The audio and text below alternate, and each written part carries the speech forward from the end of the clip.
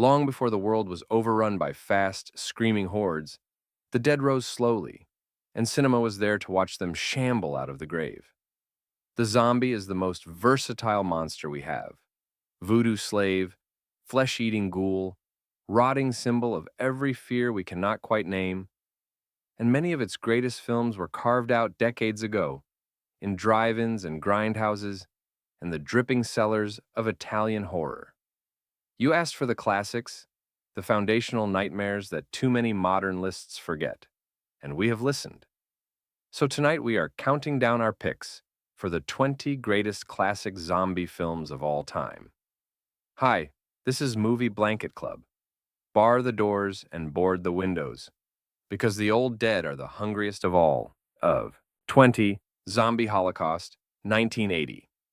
We begin our descent in the sleaziest corner of Italian horror with a notorious gut muncher that gleefully welds two genres together. Directed by Marino Girolami and riding the wave of Fulci's success, it follows a Manhattan doctor and a plucky reporter to a remote island crawling with both cannibals and the living dead, where a mad surgeon conducts unspeakable experiments on the flesh of the missing. The acting is wooden, the dubbing is laughable, and the plot barely hangs together at all.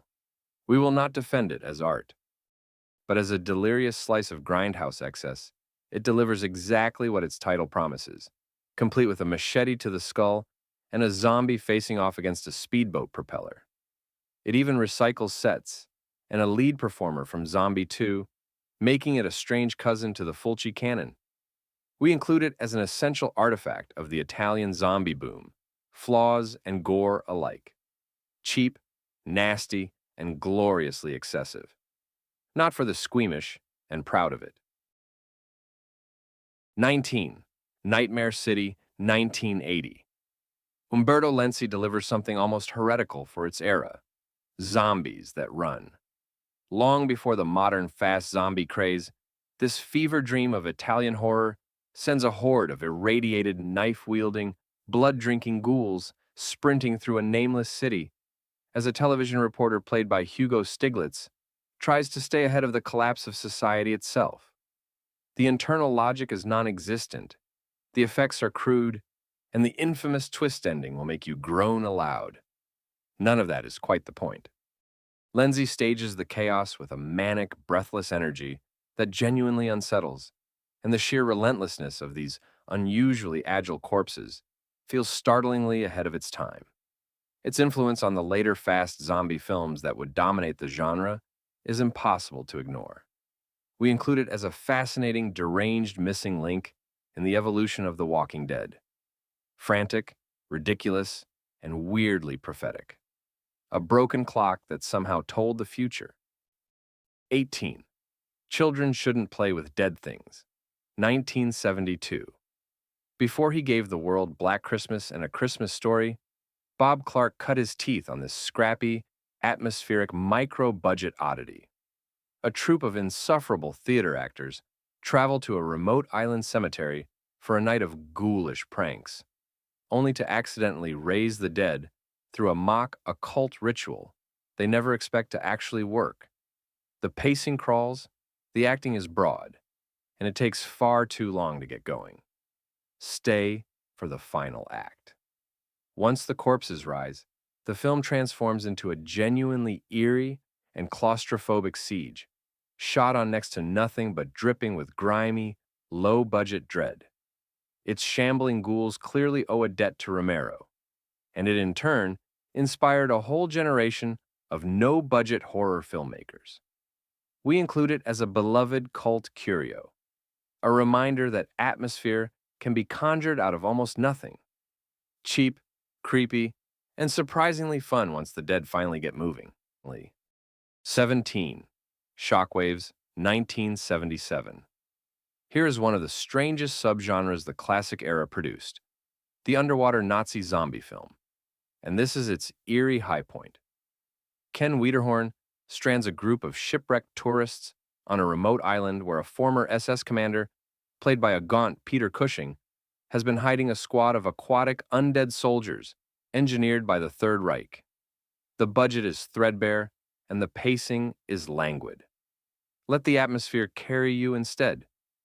The image of goggled, silent corpses rising from the sea and gliding through sunlit shallows is genuinely unnerving, achieved with almost no gore and pure, dreamlike menace.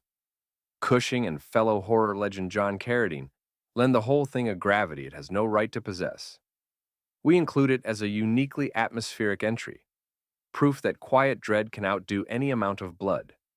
Sun-bleached, hypnotic, and quietly disturbing. The dead have never looked so unnervingly serene. 16. Burial Ground. The Nights of Terror, 1981. Andrea Bianchi delivers one of the most gleefully deranged entries in the entire Italian cycle, a film that abandons logic in favor of pure nightmare.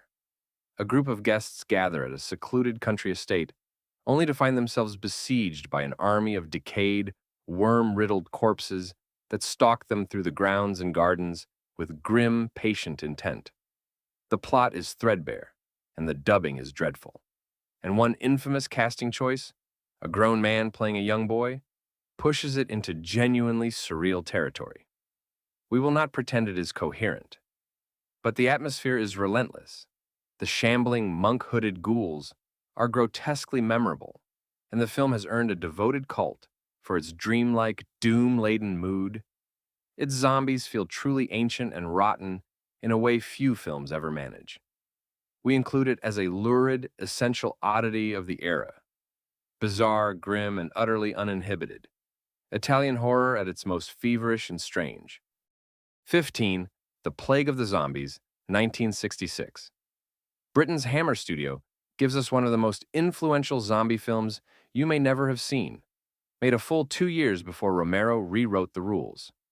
John Gilling's atmospheric chiller unfolds in a cursed Cornish village, where a local squire, freshly returned from Haiti, is using voodoo to raise the dead as expendable slave labor for his failing tin mine. The plot is a touch stiff, and the palette is pure Gothic hammer. That heritage is precisely its strength. The film is beautifully mounted, genuinely creepy, and features a celebrated dream sequence of the dead clawing up from their graves that predates and arguably inspired the imagery of Night of the Living Dead itself. It stands at the exact hinge between the old voodoo zombie and the ghoulish horror to come. We include it as a crucial and underappreciated link in the chain. Elegant, eerie, and quietly important. The last great gasp of the classical voodoo zombie. 14. The Serpent and the Rainbow, 1988. Wes Craven returns the zombie to its true origins with a lurid, hallucinatory thriller rooted in real Haitian ethnography. Bill Pullman plays an anthropologist who travels to Haiti to investigate a mysterious powder said to turn living people into the walking dead, only to find himself caught in a nightmare of political terror, voodoo ritual, and premature burial. Loosely based on a genuine work of nonfiction, it takes wild liberties with its source, and some find its dream sequences overheated. We would argue the delirium works entirely in its favor. Craven blends real cultural texture with some of the most terrifying imagery of his whole career, and its central fear, being buried alive and fully awake, is primal and unforgettable. Pullman anchors the chaos with wide-eyed conviction. We include it as the finest modern voodoo zombie film, a bridge between the genre's roots and its future. Feverish, frightening, and genuinely unsettling. Do not let them bury you. 13. City of the Living Dead, 1980. Lucio Fulci opens his celebrated Gates of Hell trilogy with a film that trades coherent plot for pure, dread-soaked nightmare logic.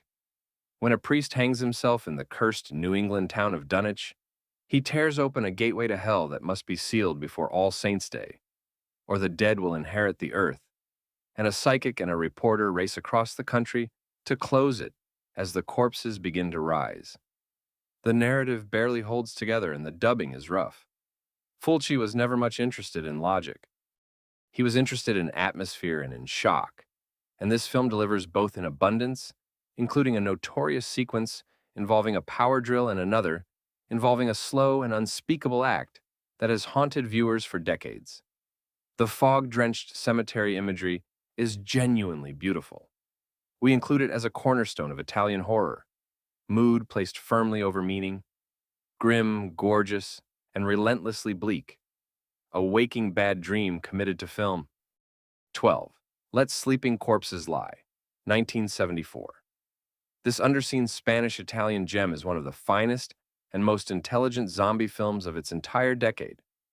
Directed by Jorge Grau, it follows a young couple in the English countryside who stumble into horror when experimental farming equipment, designed to kill pests with radiation, begins reviving the recently dead instead, while a suspicious authoritarian detective insists on blaming the living.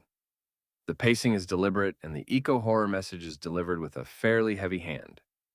That message is also what makes it special. Grau weaves genuine social commentary about pollution and generational conflict to some startlingly gruesome effects, all wrapped in gorgeous, misty rural photography that few of its peers could match. Its thoughtful streak sets it well apart from the gorier crowd.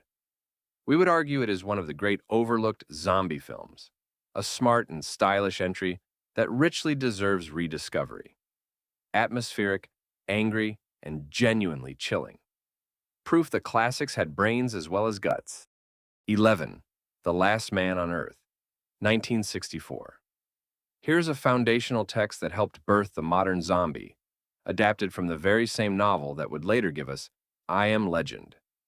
Vincent Price plays the sole survivor of a plague that has turned humanity into shuffling, light-fearing undead, barricading himself inside his home each night and hunting the infected by day, utterly and crushingly alone with his grief. The Italian shot production is stark and low budget, and the pacing is mournful throughout. That melancholy is exactly its power. Price delivers one of his most restrained and moving performances, and the film's imagery of slow, dazed creatures massing outside a lone survivor's door directly inspired a young George Romero only a few years later. It is as much a tragedy as it is a horror. We include it as a crucial ancestor of nearly everything that follows on this list. Bleak, sorrowful, and quietly devastating. The lonely blueprint for the apocalypse to come. 10.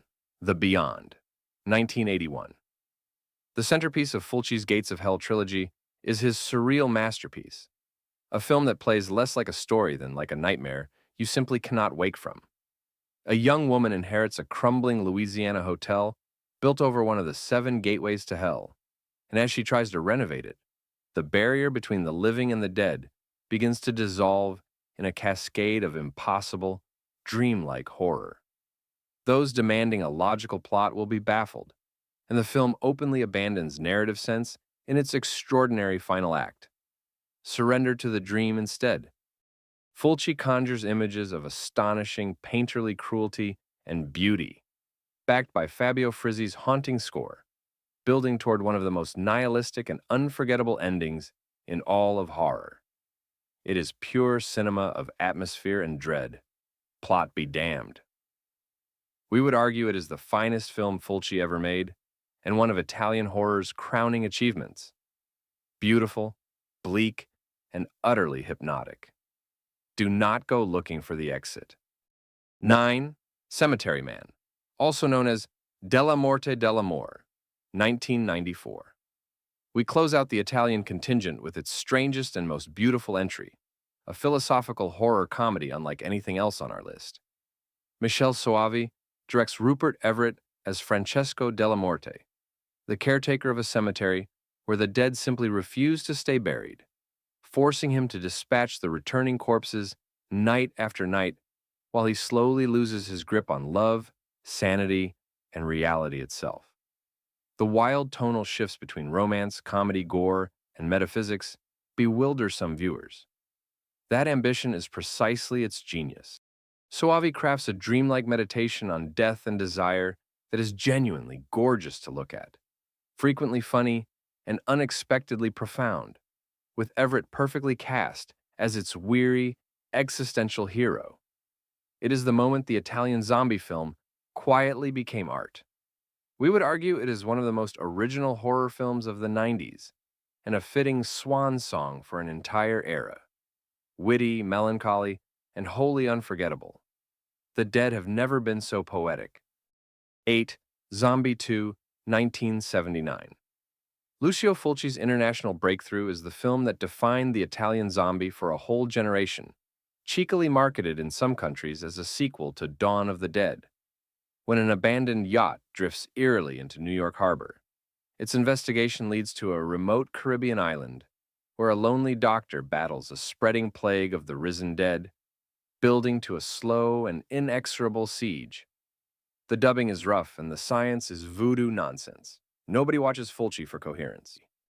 They watch for two legendary set pieces that this film delivers better than almost anyone: an eye gouging of unbearable, drawn-out cruelty, and the utterly demented spectacle of a rotting zombie fighting a live shark underwater.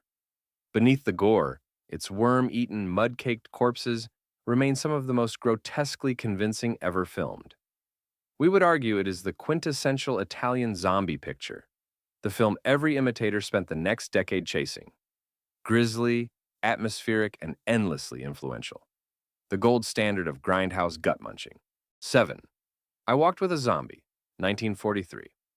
We reach the oldest and most elegant film on our list, proof that the zombie was once a creature of poetry rather than pure gore.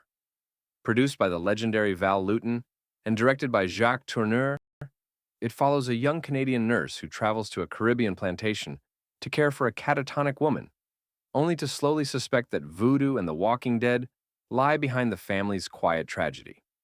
Modern audiences expecting horror as we now know it may find it slow and restrained. That restraint is its mastery.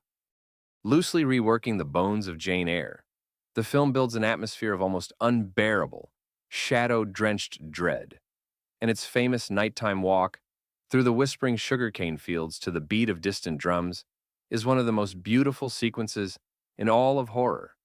It treats voodoo with genuine, eerie seriousness.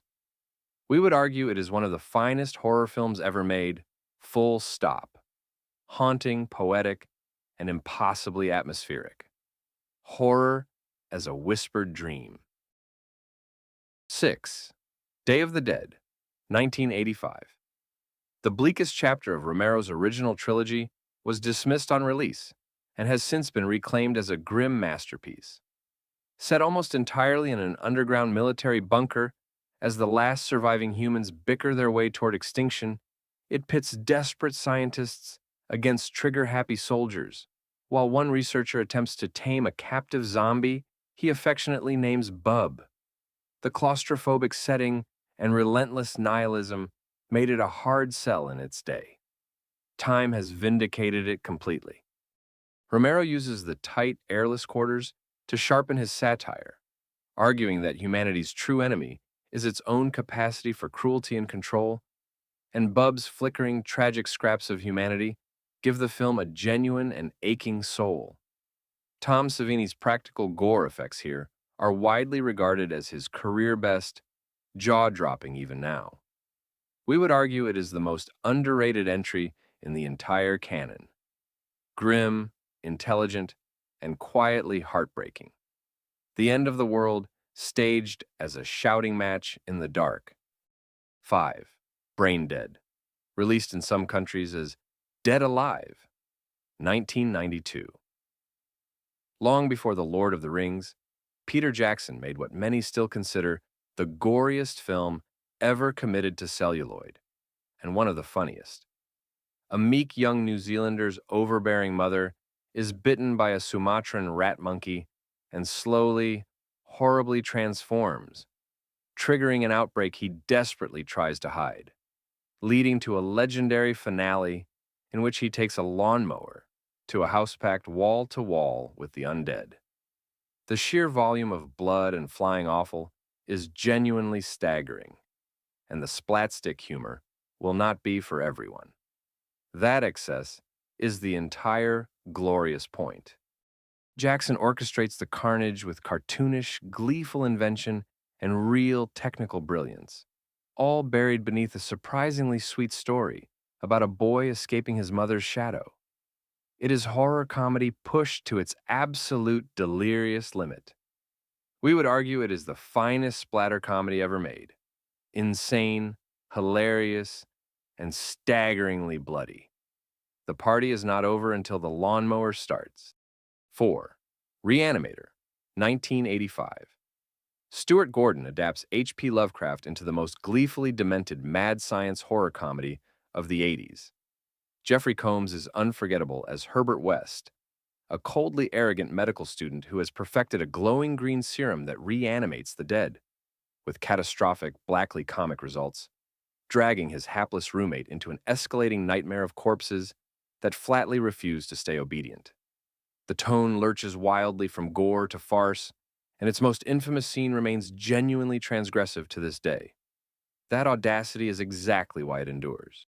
Gordon directs with manic energy and real wit, and Combs delivers one of horror's great performances, a monster you cannot help but enjoy watching.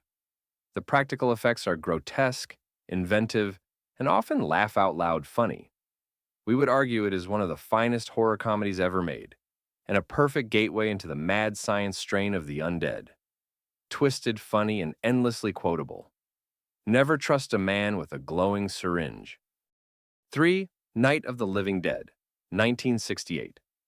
This is the film that invented the modern zombie as we know it, shot in stark black and white on a shoestring by a young George Romero, and it has lost none of its raw power.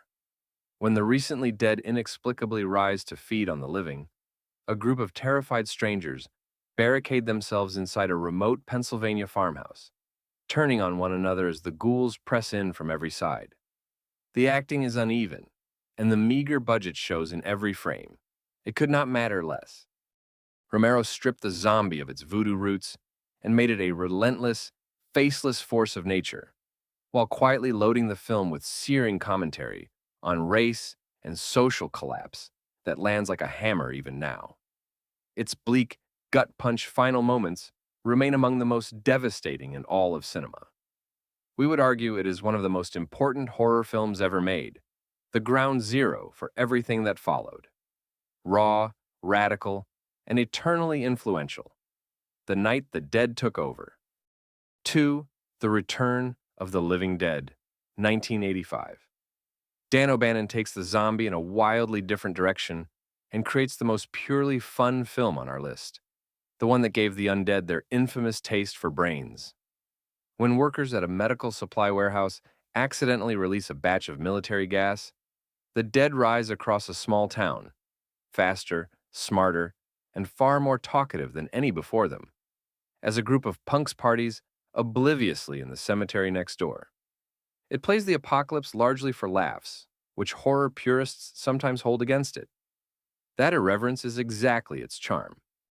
O'Bannon fuses genuine scares, a killer punk rock soundtrack, and razor-sharp comedy into something endlessly rewatchable, while quietly reinventing the rules. These zombies talk, they run, and a shot to the head does nothing to stop them. Its influence on every zombie comedy since is total. We would argue it is the greatest horror comedy the subgenre ever produced. Fast, funny, and gloriously chaotic. Send more paramedics. 1. Dawn of the Dead, 1978. And this is where we land. George Romero's sprawling masterpiece. In our view, the greatest zombie film ever made, and the summit this entire list has been climbing toward. As the undead plague overwhelms society, 4 survivors take refuge in an abandoned shopping mall, carving out a hollow paradise of consumer comfort, while the dead press mindlessly against the glass, drawn to the one place that meant everything to them in life. At well over 2 hours, its deliberate pace and dated effects test some modern viewers. Give it your patience. Romero delivers not just relentless horror, but one of cinema's sharpest satires, skewering consumerism with a wit that has only grown more pointed with time, while Tom Savini's gore and the shambling blue-faced mall crowds became instant icons of the genre. It is horror, comedy, and social commentary in perfect, unhurried balance. We would call it a flawless and definitive achievement, the film every zombie story since has stood in the shadow of. Brilliant, biting, and utterly essential. That is where we will leave it. Though we suspect you may disagree, and we would love to hear which classic you would have crowned. So there they are. 20 rotting cornerstones of a genre, from the voodoo dread of I Walked with a Zombie to the shopping mall satire of Dawn of the Dead. From Fulci's oozing Italian nightmares to the punk rock chaos of The Return of the Living Dead. What the classics always understood is that the zombie was never really about the dead at all. It was about us, and how quickly the living turn on one another once the rules fall away. These are our picks, not the final word, and we know the comments section is about to become a graveyard of its own. So tell us,